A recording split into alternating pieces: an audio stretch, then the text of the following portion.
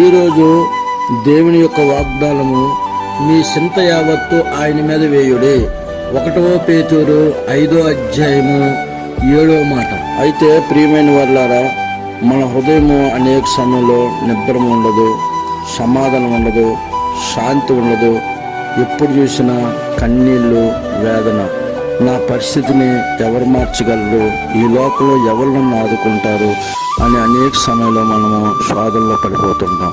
అయితే మనం మెలకువగా ఉండి ప్రార్థన చేసి, మహాదేవుడు మన పక్షాన ఉంటారు కాబట్టి మనం ప్రార్థన చేసినప్పుడు మనకు ఉన్నటువంటి ప్రతి భయానికి, ఆందోళనకి ప్రభువు సమాధానం ఇస్తారు. చింత యావత్తు ఆయన మీద వేయమన్నాడు దేవుడు. నీ చెయ్యి పట్టుకొని నిత్యము నడిపించి నిన్ను కాపాడి దీవిస్తాను.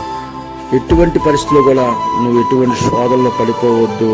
ఎందుకంటే నేను ప్రతి నిమిషము నీ జీవితాన్ని చూస్తాను, నీ హృదయాన్ని చూస్తాను, నడకను చూస్తాను, నీ పలకను చూస్తాను, నీ మాట చూస్తాను, నీ ఆలోచన చూస్తాను, నీ భయాన్ని చూస్తాను. అయితే నీ ఒక్కటే నా సన్నిధికి వచ్చి మోకరించి ప్రార్థించిన దినాన్న నువ్వు ఆదరించబడతావు. ఆదరణకర్తగా నీ దగ్గరికి వచ్చి నీకున్న ప్రతి సమస్యకి పరిష్కారం చేయగలిగే శక్తి పరమదేవుని దగ్గర ఉంది. దేవుడి వాక్యాన్ని దీవించిన